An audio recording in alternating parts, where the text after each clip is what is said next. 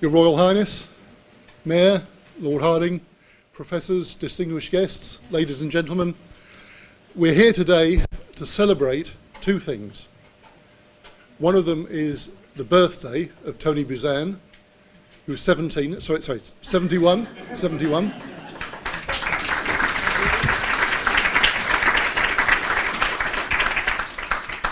There will doubtless be a rousing chorus of happy birthday later on, but not yet. And the second thing is to launch the biography I've written of Tony, which is officially published today.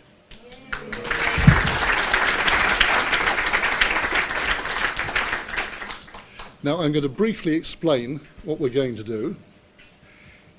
In a second or two, I'm going to invite the Mayor of Hammersmith and Fulham, Worshipful Frances Stainton, sitting there, resplendent in her gold chain, part of the chain gang, to say a few words and introduce Professor Dr. Ahmed Ali Khan, who is going to make a special award to Tony today. I'm then going to ask Lorraine Gill, who is hidden away in the corner over there, one of Tony's greatest supporters, genius artist, and an Australian. Yeah. To say a few words about Tony, and then I'm going to invite Tony himself to come to the podium and address you all. Following that, I shall lead you in a chorus of happy birthday, and Tony, so long as the brilliant weather persists, which I hope it will, and looks as if it will go into onto the lawn, and we will bring out copies of the biography for him to sign to each of you personally. And that will be your souvenir of the day. Any questions? No? Good.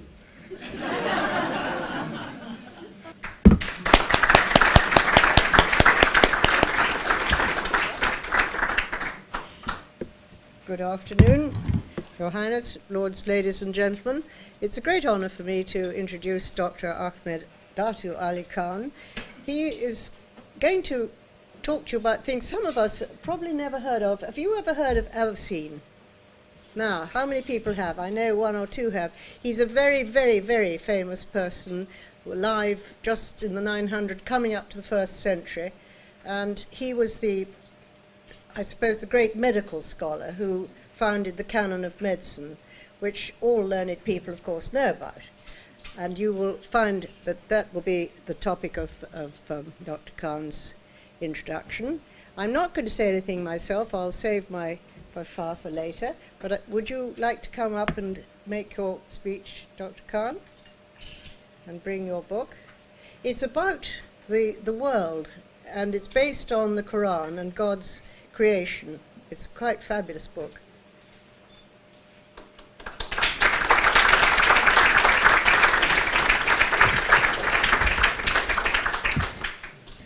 Distinguished guests, Her Worshipfulness Mayor of Hammersmith, Fulham, Dame Frances Stainton, Mayoress Mrs. Lyle Smith, and Consort Nawab Prince Mohsin Ali Khan, Lord Harding, Professor Tony Buzan, and Raymond Keene, ladies and gentlemen. It's an honor and privilege to be with you today. It's a very happy occasion. In fact, two important occasions. Her Majesty Queen's celebration, which I have just witnessed, and of course, the auspicious occasion of Professor Tony Buzan's birthday.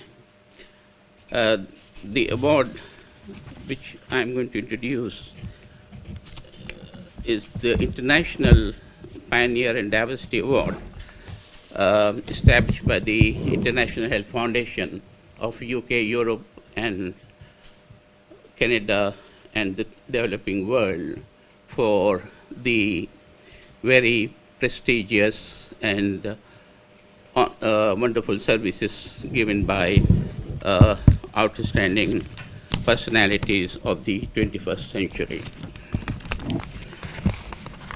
The award we have named is after Avicenna,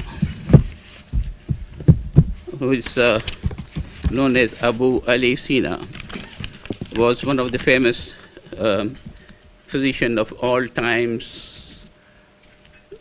About 1,000 years ago, his book, Canon of Medicine, was a source of reference for the rest of the world. And for this presentation, I am amply rewarded for the task itself. So as I look around, I see so many who have done so much for so long, and especially I congratulate Lady Mayor Frances Stainton for being elected for the second time. She's been appointed Dame by the Sultanate of Bayonne, and she has done us proud.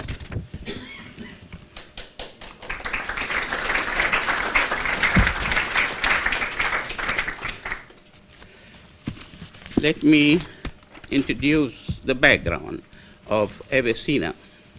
Why I should do this is this greatest physician of all times, but very little is known about him. When I phoned the British Medical Association chief to do some research on Avicenna, she asked me who this man was. So in fact, there has been so much of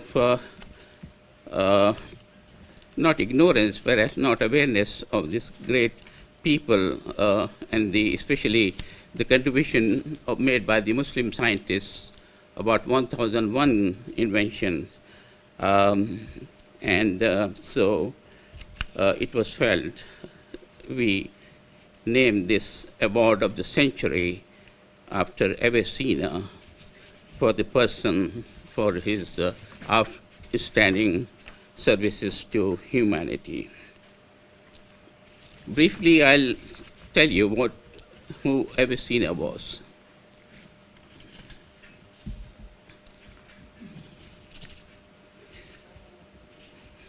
Avicenna was described by Dr. Guger in 1963. He said, his medical experience was greater than Galen. He demonstrated mind like Goethe and possessed genius similar to Leonardo da Vinci. And interesting enough, Karen Strong, who wrote book on Islam and others aspect of Muslim, just present the cliche of the prejudices which about why we are not able to understand the contribution of these great people. She said, to reveal a faith which has inspired scholars, mystics, and poets as soldiers, she makes it clear that Islam and other faiths inspired the scriptures, but also the basis of one of the most illustrious civilizations of all time. She said this civilization was able to create superstates. From ocean to ocean, from tropic to deserts, with its dominion lived hundreds of millions of people with different faiths. It was a bridge between people of 100 lands. Its doctors examined human body and found their new cures. Its astronomers looked into heavens and named this star, paved the way for today's technology going to moon. Its architect designed buildings that defied gravity, and there were no computers in those days. When all other nations failed, she said, the ideas of the civilization thrived on them, kept them alive, and passed it on to the Europe, which was at that time in the darkness. So between 700 to 1600 AD, this is the great work done, but still, she said, the mistress of this people stands. Dr. Gruner translated Canon of Medicine, which was the source of reference for thousands of years in West. She said, consideration are not wanting from which the title, entitled The Canon of Medicine of Avicenna, to an esteemed position in modern thought on Genesis and poetry, the fact of the matter is, in the first place, there is outstanding intellectual culture of Abbasid Caliphate during the period of history to which Avicenna belonged. The fact of ideas over material achievement is not to be forgotten, and the achievements of any age are subject to decay with the lapse of centuries, but the ideas which give rise to them remain living through all cycles and ages of faiths.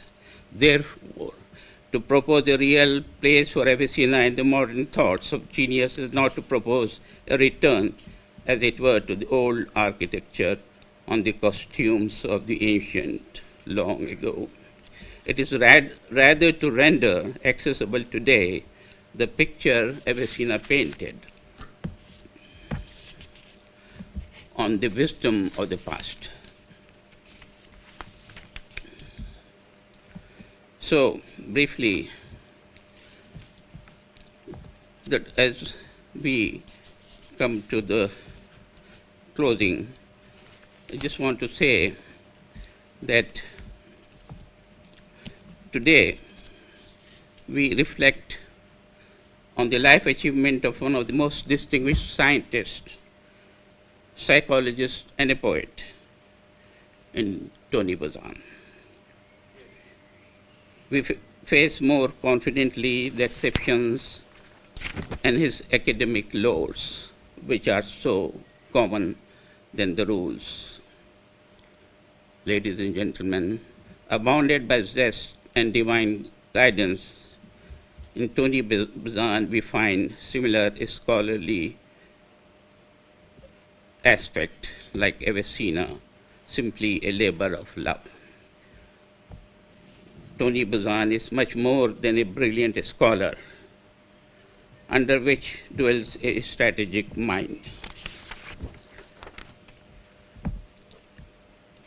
Time, achievement, courage, commitment to the following field of brain trust, and inventing mind maps. And he, as extraordinary genius, a scholar, psychologist, and a poet, whose encyclopedic contribution and profound dedication present a vision of rigor. His deep insight and a strong sense of purpose, poetry, his rich wisdom, it can rightly be said, as Tony Buzan stand at the center of the golden age of Muslim scholars who made 1,000 inventions. He is indeed a philosopher of truth, and we compliment him with the title of the physician as Avicenna II and Iqbal of the West.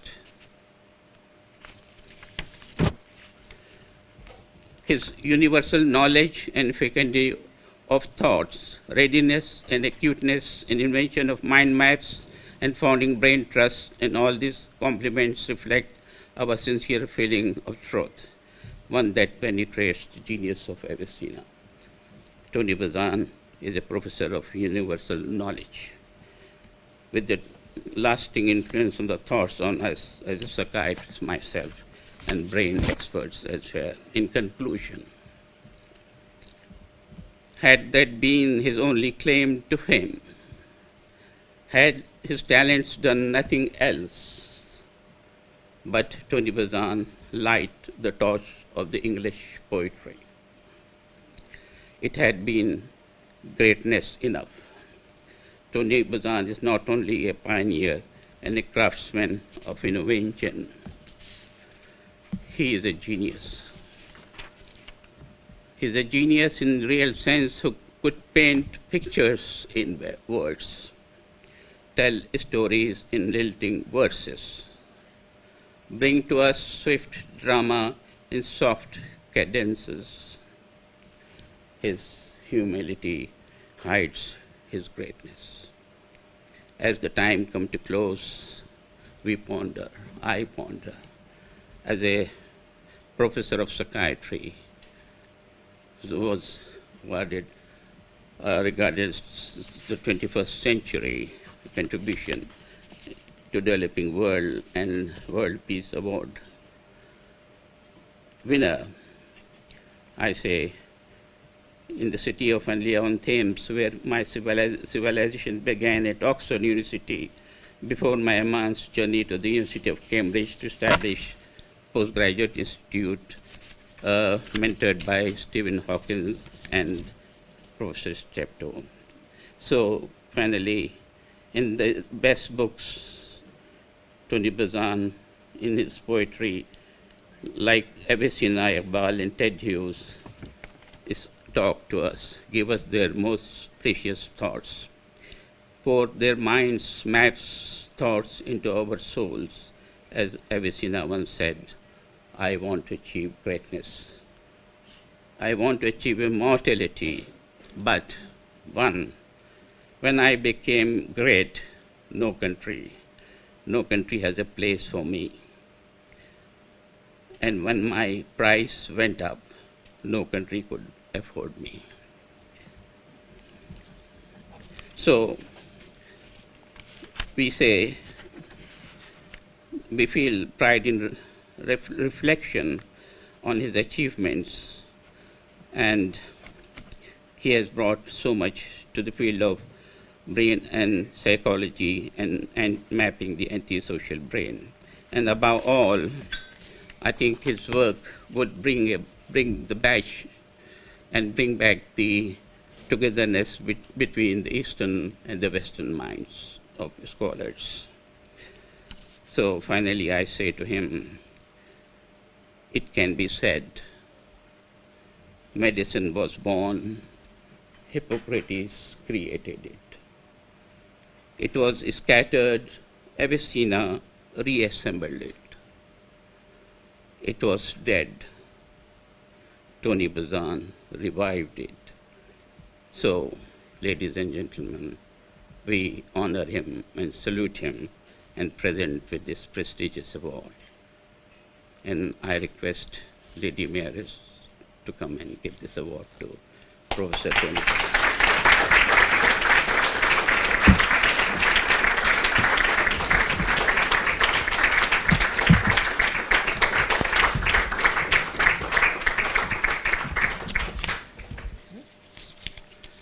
You want to see, this was especially prepared, this gold award, with the help of Brain Trust. Can you see? So, in 1,000 years of history, here in Henley, we honor this man of greatness once again. Lady Bear. Tony, would you come forward for this very special award? People want some photographs.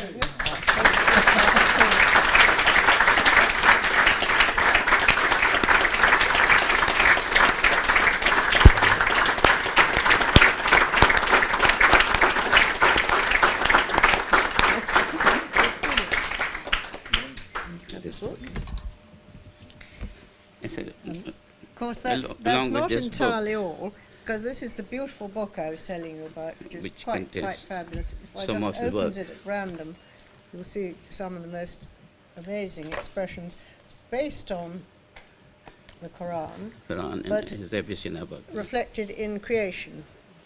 As God would say, if you wish to create something, he just said be, and it was.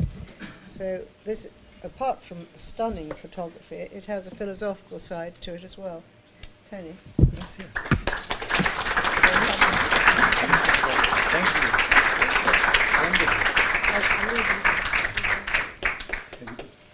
Happy birthday it is. Thank you so much, Professor, Your Highness. This is a surprise. This birthday day of mine has been designed to have surprises in it consistently, and this is one. This is one. Deeply cherished, and I'm very touched by the fact that it is based on thinking, on creative thinking, on poetry, on science, on the future of individuals around the world. Let me just check. How many people here are scientists? Okay, how many not scientists? Okay. How many are artists? How many not artists? Okay. And very seriously, how many poets? And how many not poets? All right, this is going to be a long chat.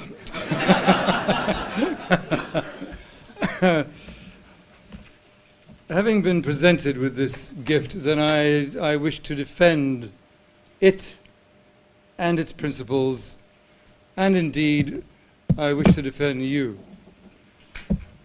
So let me just, first of all, talk about science. Most of you not scientists, not artists, obviously not poets. So what is a scientist? What is a scientist? A scientist is not an individual who is stuck in a smelly, stinking laboratory in a white coat and in a dangerous situation with explosions every day of his life.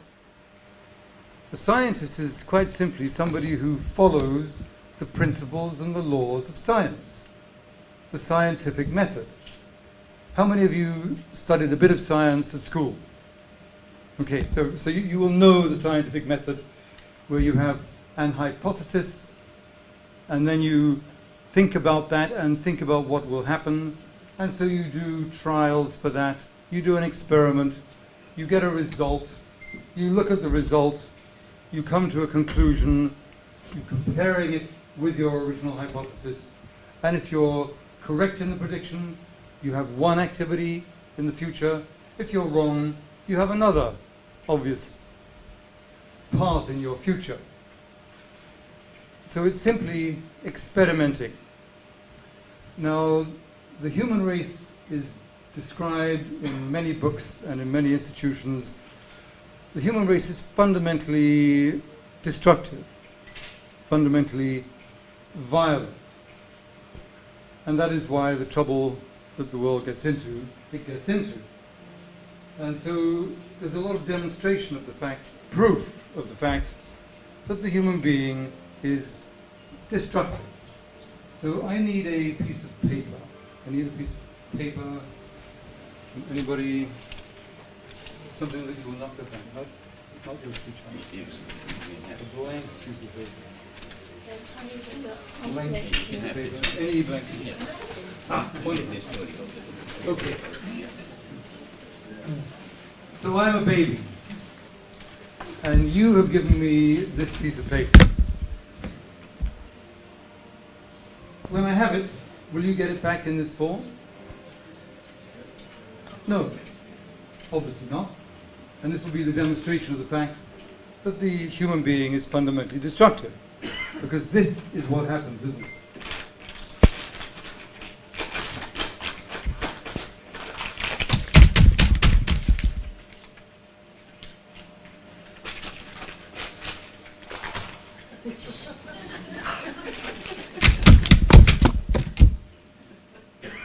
That's it. seen as the proof of the fundamentally destructive nature of human beings. So this is the evidence. In fact, it is the evidence of the purity of the baby's brain's scientific methodology. The baby is a perfect, pure scientist. What is the tensile, engineering, mechanical strength of this material? What kind of musical instrument does it make? What is the sociological, economic exchange value? Anybody want some of this stuff? Stick it in the billion-faceted laboratory. Not so good. Check the musical instruments again, and then move on to what? To the next trial, the next experiment. So the baby is a pure scientist. How many of you, ladies and gentlemen, were a baby?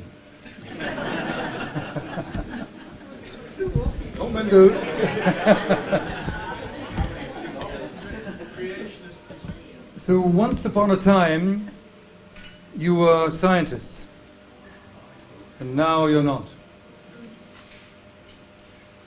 When you were 5 or 6-year-old children go toddling along, especially in nice rainy days, and there are big puddles and the stones and rocks all around it, and there's a nice big puddle.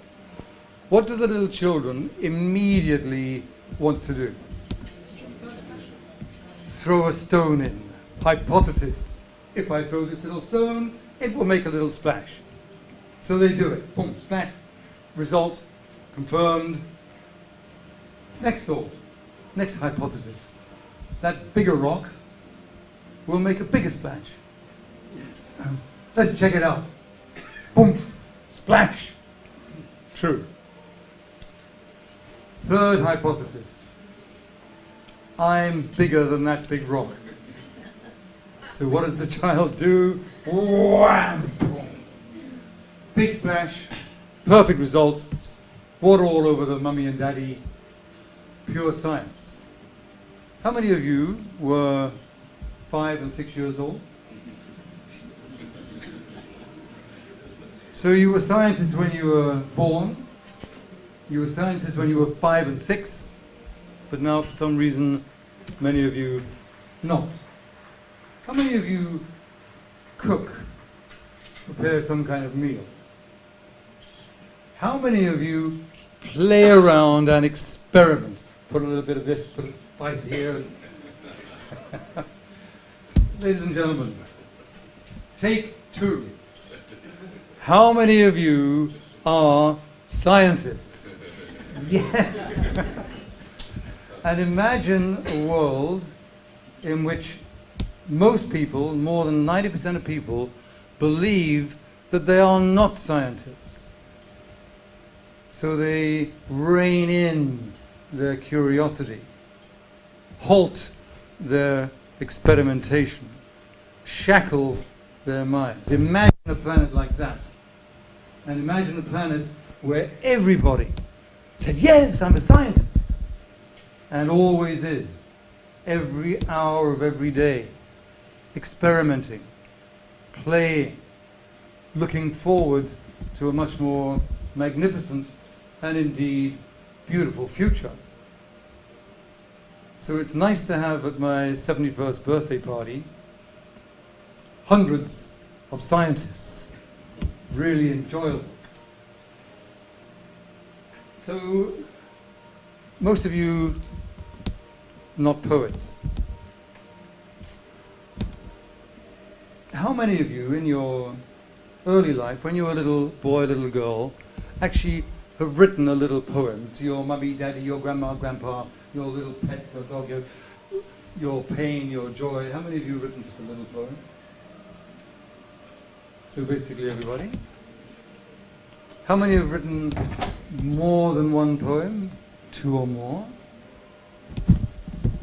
So you've all written poetry. And if you write poetry, then you're a poet. You're taking your first steps on the way toward poetry. And let us then go back, Professor, to the thoughts about thinking. Aristoteles discussed the different kinds of thinking and talked about the highest level, the highest form of thinking. What do you think Aristotle, who in a sense invented scientific methodology, what do you think he thought the most high level of thinking was? Well, most people, because I've done a field survey on this, most people thought that he said logic and analysis. Obviously very important. Aristoteles said metaphor. Metaphor is the highest level of thinking. The highest level of thinking is when you take one multisensory idea, concept, and you blend it, you link it in various forms with another. So that is metaphor, metaphoric, the highest form of thinking. So one could say that metaphor, being the highest level of thinking, is actually the honey of thinking. It's the honey of thinking. And if metaphor is the honey, what do bees do with the honey? What do bees do with it? They manufacture it, they eat it, they distribute it, and they do something else with it. There's something else vitally important. What do bees do with the honey? Feed the queen. Feed the queen. Well spoken at the royal, your royal presence. So they make beautiful, refined, the best honey from the honey for the queen. For the queen. The queen obviously has the royal jelly, the best food, and she then produces the entire population, the next generation, the next nation, the next empire of her bees. So, if metaphor is the honey, if thinking, metaphoric thinking is the honey, what is the royal jelly? What is the royal jelly of metaphor? Simile. Simile is a subdivision of metaphor. Civilization. Civilization. Civilization is a very good answer. There's something very specific. When you take metaphor and you refine it, the way you do that is with poetry. Poetry is taking metaphor and refining it. And that's what most of the nations, empires around the world throughout history did so. In Japan, what particular poem, type of poem? The haiku. Perfect refinement of metaphor. The royal jelly. The royal jelly. And the reason why they trained people with poetry was because it empowered the mind. They trained with the sword, the physical sword, but they also trained the sharpness of their mind with metaphor and the royal jelly of poetry. And you, ladies and gentlemen, have just revealed to my delight that you are poets.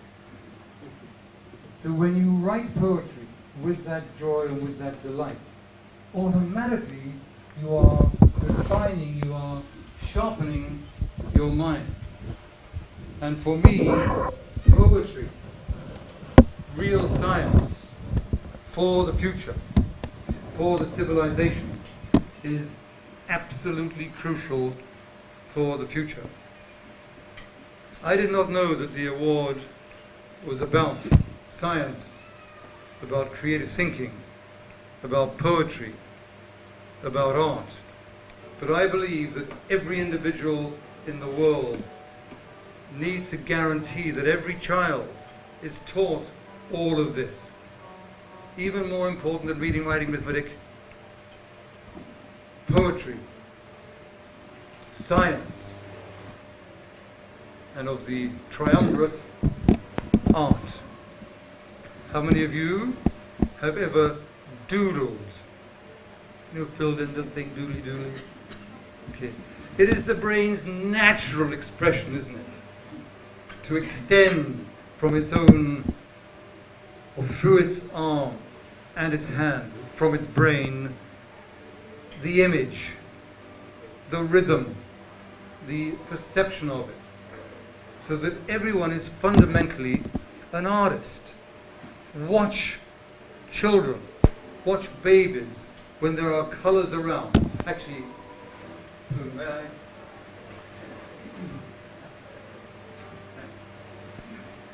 This is the little pack of colors that I take around with me, because I learnt art. I knew that I couldn't draw. I knew that I was not an artist. I used my intelligence to explain why I couldn't draw. And I used my rational, logical, brilliant mind to destroy my own creativity. I could prove I couldn't draw. And I demonstrated it. And Lorraine Gill, the artist, looked at me and said, "What do you mean you can't draw?" I said, "I can't. And here's why I can't even draw a dimension. I can't draw a cube.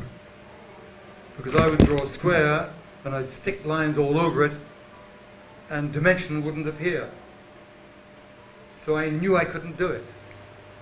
And Lorraine looked at me and said, "You know, you're supposed to be intelligent, but you're rather stupid in this discussion, because there is a grammar and all you have to do is learn the grammar." And I learnt how to draw a cube. And I was walking around to everybody saying, "Look, look, look at my cube, look at this." And they were saying, "Tony, are you okay? Are you feeling well?" For me, it was magical. It was opening an entire universe to me. And everybody can do that. Just simply unshackled me. I could suddenly draw. I was told in my school not to use color, because color was weak, effeminate, not clever, not scientific.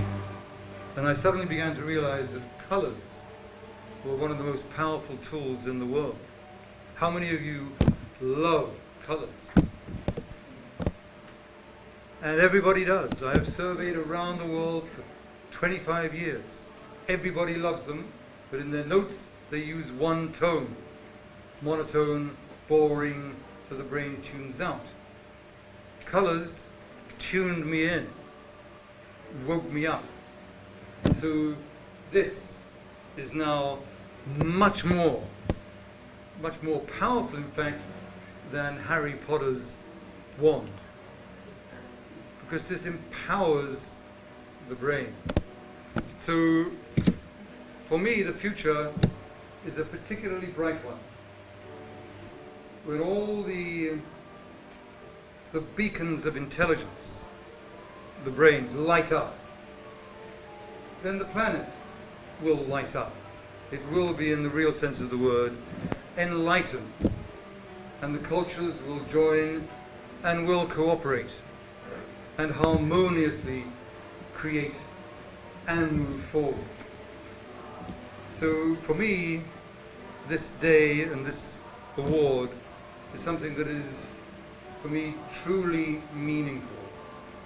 And the mind map was invented over time, and it included image and color, and it turned out, upon my examination of it, that the mind map was also metaphoric. Multiple metaphors. Image connected to image. Metaphor, metaphor, metaphor. A galaxy of metaphors, refined royal jelly. So, on my birthday, I first of all, once again, say thank you for a really meaningful award. Really meaningful. Both to me, and I hope to you, for the world. Just to let everybody know what amazingly beautiful people they are. But geniuses, in the early sense of that word, are everywhere. Seeds that simply need to blossom. And you, I know for most of your works, help in that arena. So I would like to give you a birthday card from me, to you, from you. And so this is a summary. It's a metaphor. And I'm going to distribute an envelope. Please don't open it until everybody's got one, and then I say, open. My gift to you, from Ray, from what else you will.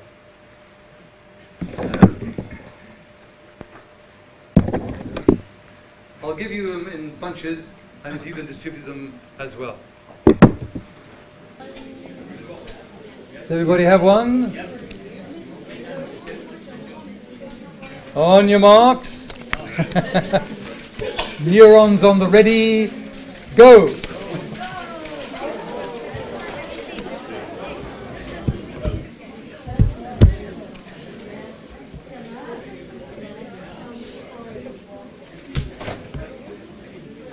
I know how to do it. I've thought about it. I don't want to embarrass him, but I want to thank him. Thank you.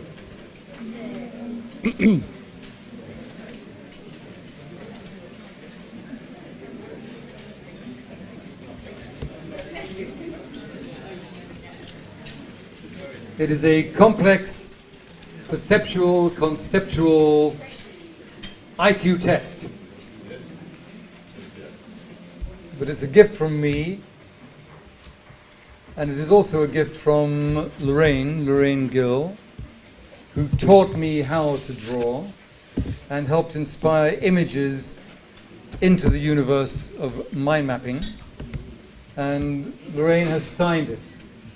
So it's signed and dated, and therefore it is my great pleasure to give this instrument to Lorraine.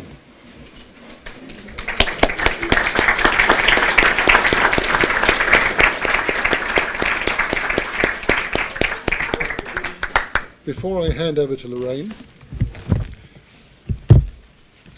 just to show how up to date we are with the book, when you get your copies of the book, you will see that already reports that Tony was awarded the Avicenna Medal this afternoon. So how much hotter off the press can you get than that? I haven't seen that. Yeah. So do turn to the back page when you get your copy, your signed copy later on. Before I hand over to Lorraine, I wanted to say that Lorraine is one of the many people here this afternoon who I have to thank for assisting with writing the book. Lorraine herself was very gracious in granting long interviews, access to her work, amazing insights, and as Tony's greatest supporter for many years, I'd like you to give Lorraine a big hand before she speaks.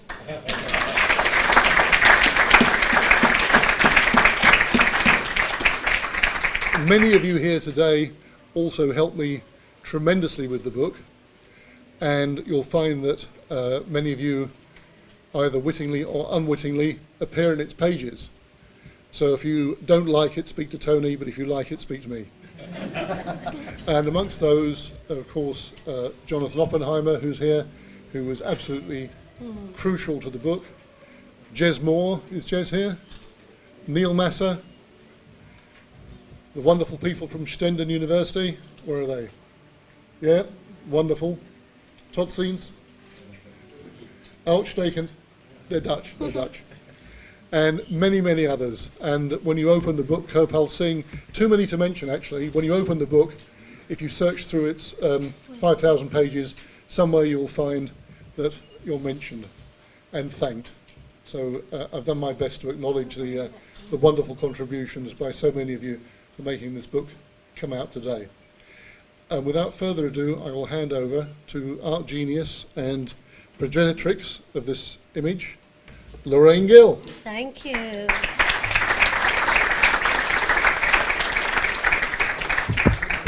Your Highness, distinguished guests, as a very old friend of Tony's, almost 46 years now, I can't quite believe that this has happened. It's a miracle, simply because having known my friend for all those years, I thought it would be an impossibility to capture in a net the varied lives, achievements, and ups and downs that my friend has had to achieve, can you hear me? Yes. To achieve mental literacy throughout the globe. A very, very, very happy birthday, my friend, today, and a great congratulations to the massive effort on behalf of the people who have contributed to make this book a physical manifestation of Tony's life today. It is a remarkable achievement. And at first I had discrepancies because I thought, you know, how is it possible to get Tony's life into an interesting format? Because so many people would think, oh, he's so intelligent, he might be a bit nerdish, you know, it might be a bit dry, and what will there be interesting without the usual sex and violence and scandal of headline events that sell works? And so I was awaiting the first draft of the book, and then Ray sent it to me for my opinion. And quite frankly, when I read it, I couldn't believe, Ray, that you had managed to capture the humanity and the love and the warmth of the human being I know as Tony Buzan throughout this brilliant career. And quite frankly, I sat down and I cried, because it seemed to me for so many years people had wondered, oh, who is Tony Buzan? You know, what's he like? I mean, you know, being a very close friend, people would come to me and try to find out things. Oh, well, you know, what's he up to now? Or what's he doing? Etc., etc. But in the book, it reveals all. And it's like some massive ticket to the world which says who he is, the beginning of the vision, which it's hard to imagine because I didn't quite believe this going through the family albums, of where he almost predicted his own future. At the age of 12 years old, he said, well, I'm going to do this, and I'm going to do that, and I'm going to save this, and I'm going to save that, and I'm going to see the world. I'm going to go around the world. And that was at 12 years of age. Absolutely amazing. And hasn't deviated from his course almost from the age of 8 years old. Has focused, no matter what happened, deviated from the course. So, what a great pleasure it is for me, especially, to be here, to just see this wondrous support for my friend, just to see how happy he is, and to feel this fantastic love in the room. And congratulations once again to everyone who contributed towards the manifestation of this. I'm so pleased. So thank you very much for listening to me. Love you. Thanks, Lorraine. Wonderful.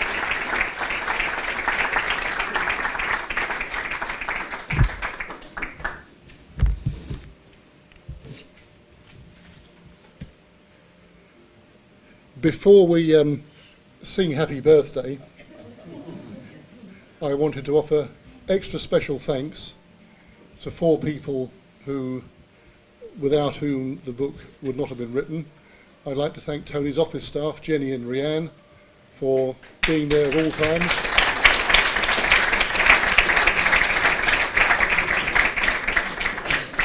I'd like to thank Jennifer Goddard, who's sitting just here.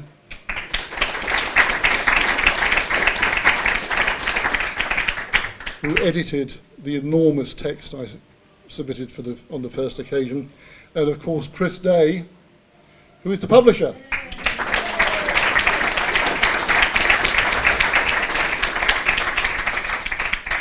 And before we break into Happy Birthday, I'd also like to welcome, who arrived a little bit late during the traffic jams, Professor Michael Crawford, the world's leading nutritionist for the human brain, who is our Brain of the Year this year for the Brain Trust charity.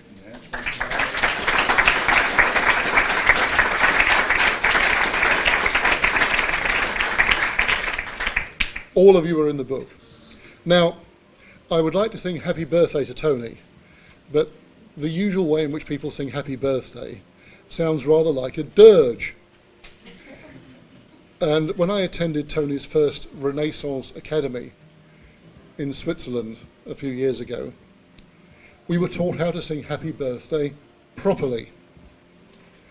And the way to do it is to identify the person whose birthday it is. It's his, over there. Okay. It's stand somewhere central, Tony. And you have to sing it as if you're actually singing happy rather than happy birthday, happy, you know, as if it's a formal. You have to sing it, happy birthday to you! So, are we ready? And we're going to point at Tony when we say you, just to make sure we aren't mistaking it for somebody else. Any questions? No? Good, right.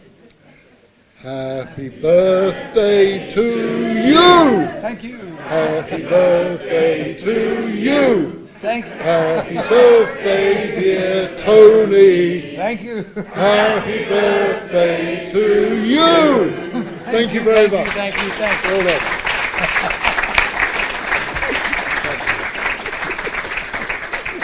Now, for the next part of the afternoon, Tony is going to go and sit at a nice comfortable chair outside, one of those lovely tables, and volunteers. Alexander will bring copies of the book outside, and Tony will sign a copy to all of you. Right, they can collect it from the table and just go to Tony. Or they can do that, or they maybe take a few out to start with, Alexander, and then just take a book from the table, and if we run out, speak to the management. That's me. Okay, ready? Anything you want to say to finish off? No, I think It's fine. Okay, so collect books, take a seat outside, and get ready for signing. Thank you very much indeed. Thank you.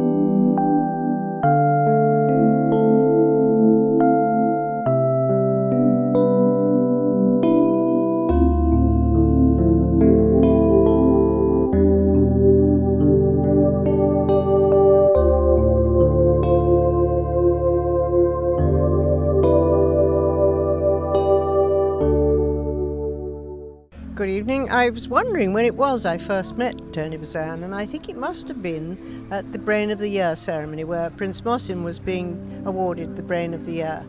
And this year he's handed it on to Michael Crawford, which is a lovely tradition. We're very proud of that.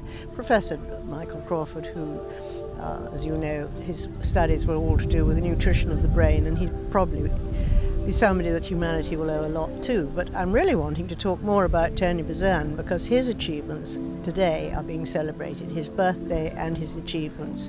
It is 140 books, I think, or about that, and they're into 40 languages, and his whole life has really blossomed. And I think today, seeing his biography has brought home to him just what a fine and splendid person he is.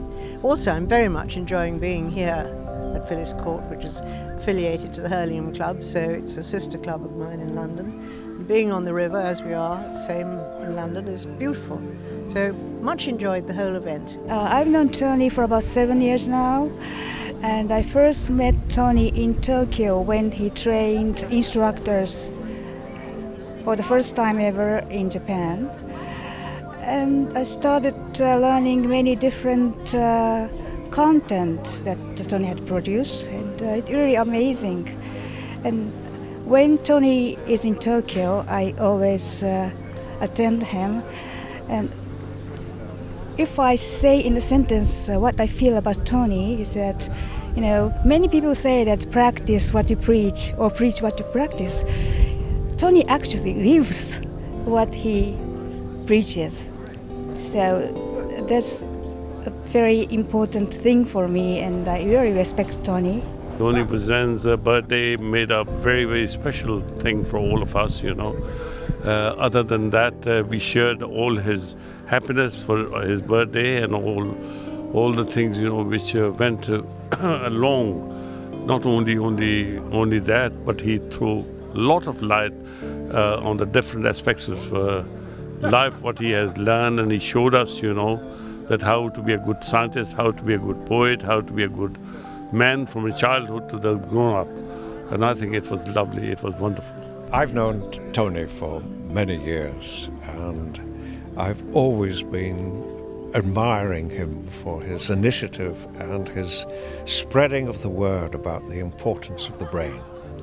And I think that to take that message across the planet at a time like this when the planet is so troubled, or the people of the planet are so troubled, is so vitally important for the future.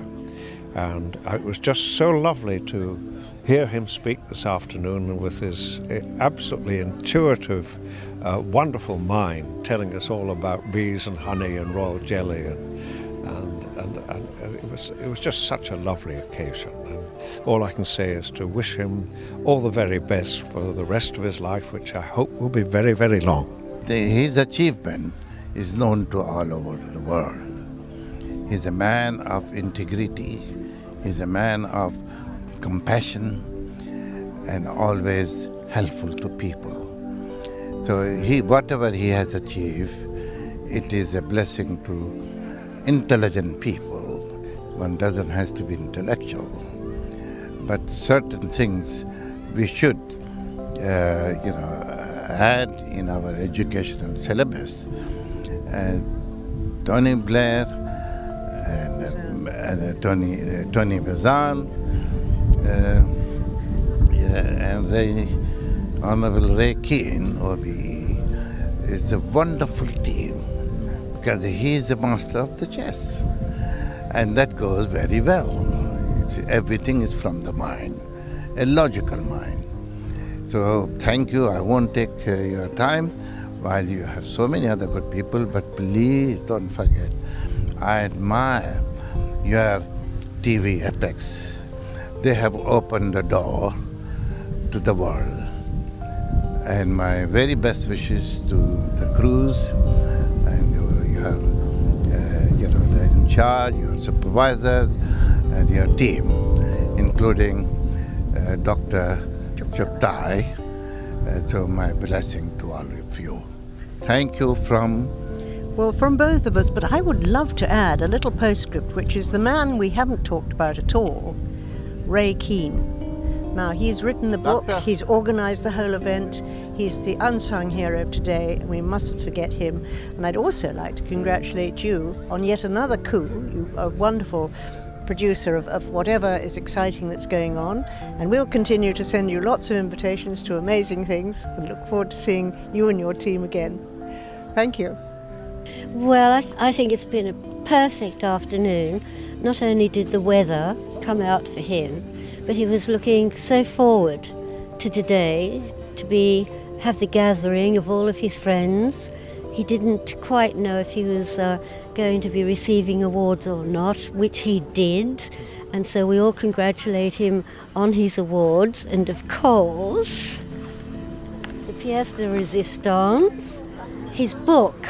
So we're very, very proud of the book, his biography, which entails his vision, his focus, since he was almost 8 years old, in terms of wishing to help the world with global literacy, and he is now, of course, a global persona with tweets coming in from all over the world wishing him a happy birthday. So everyone has been excited, overjoyed, and obviously for him, a very, very special day. So we're all extremely happy. A great noble man from a great family, Lord Harding, sorry about that. This is the great family from our subcontinent, Indo-Pakistan. And his great-grandfather was the Viceroy of India. So we are very, very touched knowing him and his contribution and his work and his friendship towards all these great things. And today we're celebrating Tony Buzan, and he is here especially to celebrate and to be with us.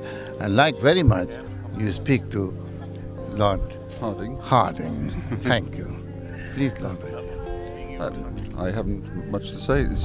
I've known Tony for about 20 years, and he's I'm proud to call him a friend, and I'm really delighted to be here today with him and with his other friends to celebrate his birthday and to celebrate the book, which I think is an amazing work.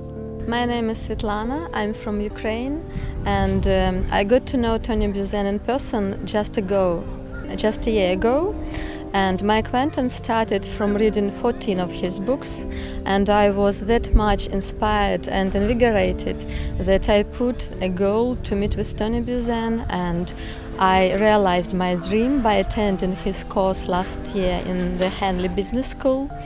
And in a year I attended my third TLI licensed instructor course in Bangkok, and Tony was very generous in inviting all of us to his birthday.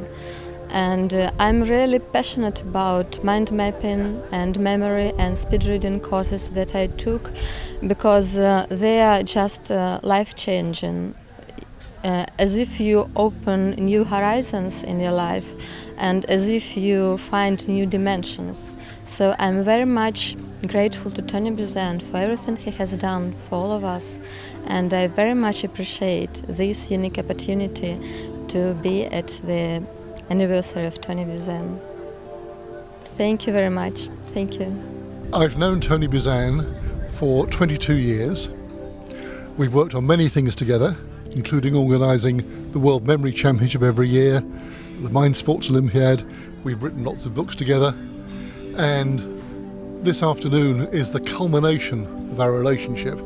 I spent a year recording my thoughts about him, my thoughts about mind mapping, his creativity, his thoughts on intelligence, and I've put it all in the book, and I've encapsulated everything I could possibly think of about the people who've supported him, the people who've backed him up, the people who he admires, the people who admire him, the mind mapping, the impact he's made on global education to help liberate the talent in everybody around the planet. Oh, Buzan stamp. Buzan stamp? Yes. Where did you make one? Ta-da! In China. I didn't. It was. This is the imprimatur the imprimatur by a Japanese warrior of the mind, mental literate mind mapper, and he designed and drew me and my name, Buzan-san, in a sphere. So it's my imprint, it's my name, and it's an image of me, and I didn't know I was going to have it. So all of this is a surprise for me. The book is a surprise. My name on it is a surprise. The content is a surprise. It's a wonderful surprise. And the award that I was given, as Ray announced, I've only just seen this at the back of the book. It says, ta-da! That is the award, based on a wonderful Islamic scholar like Leonardo da Vinci, as a polymath, a scientist, a medicine man, a doctor on many levels, art, poetry, architecture, philosophy, thinking, education, all subjects. And that was the inaugural award that I received, and I am really touched. I'm very proud of it, and I will make sure that I represent that principle, which is what it really means. You know, the world is a paradise, and we need it to be, you know, an entire global planetary Renaissance academy where everybody learns how to think, how to learn, how to remember, how to be an artist, how to write poetry, how to use the royal jelly of the mind. So I will fight for that.